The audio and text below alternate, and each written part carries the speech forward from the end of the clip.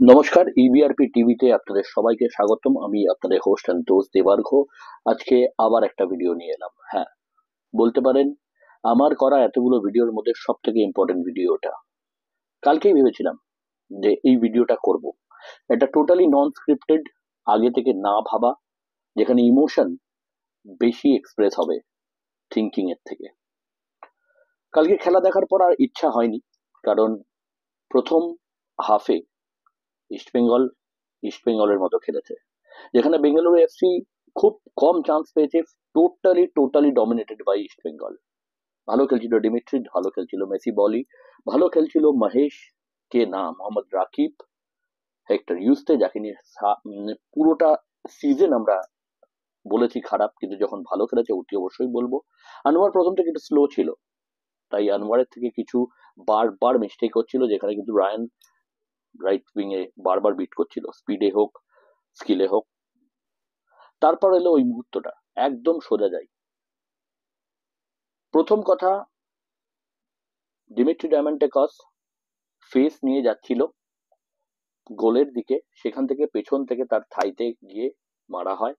আমি খুব ভুল না করলে সুরেশ এনজাম মনে হয় ট্যাকেলটা করলো, যেটা ইটসেলফ একটা হলুদ কার্ডের ট্যাকেল ছিল। সেই মুহূর্তে ওঠার পরে সে যখন ডান দিক বাদিক দেখছিল, তাকে ইনস্টিগেট করে এগিয়ে আসে কিন্তু বেঙ্গালুরের 10 নম্বর অ্যালবার্টো নভিয়েরা। সেও কিন্তু হেড দিয়েই, মানে মাথাটা এগিয়েই তার কাছে অ্যাটাক করেছিল। হ্যাঁ, তারপরে ডিমি তার মাথা দিয়ে অ্যাটাক করে, যেটা ও খুব ভালোভাবে রিসিভ করে পড়ে যায়। কিন্তু আপনাকে বলতে হবে, বুঝতে হবে যে এইখানে রেফারির কি ভূমিকা। ফার্স্টে কে ইনস্টিগেট করলো, কে প্রথমে মাথা নিয়ে এলো? আমি কি বলছি, যদি রেড কার্ড, ডিমিকে আমি এই ভিডিওতে ডিফেন্ড করব না। ডিমি একটা প্রফেশনাল ফুটবলার হয়ে, একটা দায়িত্ববান ফুটবলার হয়ে, একটা ইন্ডিয়ান সার্কিটে এসে এত টাকা নিয়ে যে ক্লাবটাকে রিপ্রেজেন্ট করছে, জানে এত ইমোশনস জড়িয়ে, সেই ভুলটা করতে পারে না, সেটা ক্ষমার অযোগ্য আমিও মনে করি। কিন্তু যদি ডিমির রেড কার্ড হতো হয় রেফারির মতে, তাহলে ওয়াই নট অ্যালবার্টো নাভিয়েরা?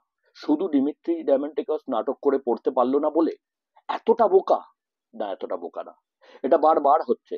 এটা জিকসনের হাত দেওয়ার সাথে তখন আমাদের এটা রিভার্ট ব্যাক হয়নি, ওই ইয়েলোটা রিভার্ট ব্যাক হয়নি, যেটা জিকসন ব্রাজিলিয়ান, উড়িষ্যার ব্রাজিলিয়ানটাকে জাস্ট একবার কভার করছিল, কোথাও টাচও হয়নি। সেখানে সেকেন্ড ইয়েলো কার্ড দেখে হাফ টাইমের মধ্যে কিন্তু জিকসনকে ডাবল ইয়েলো কার্ড দেখে বেরিয়ে যেতে হয়েছিল, হয়নি।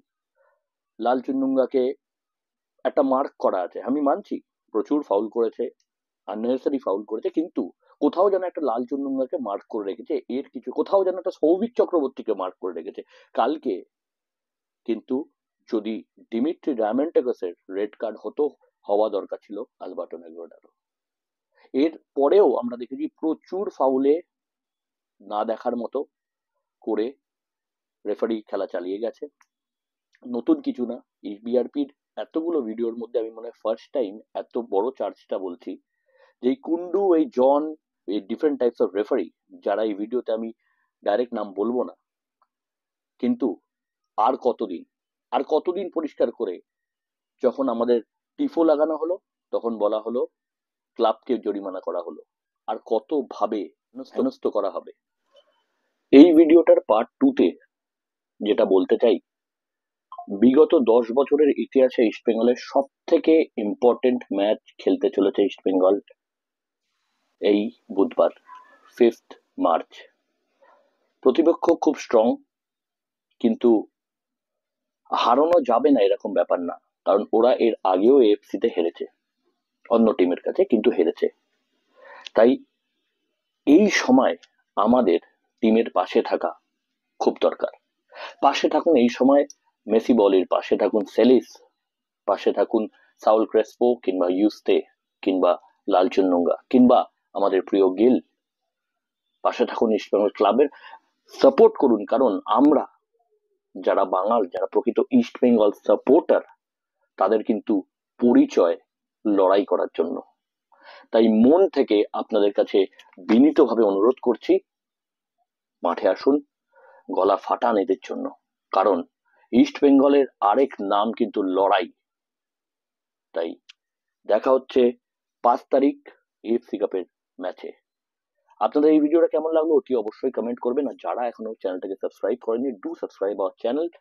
ততক্ষণ মন থেকে জয় ইস্ট বেঙ্গল।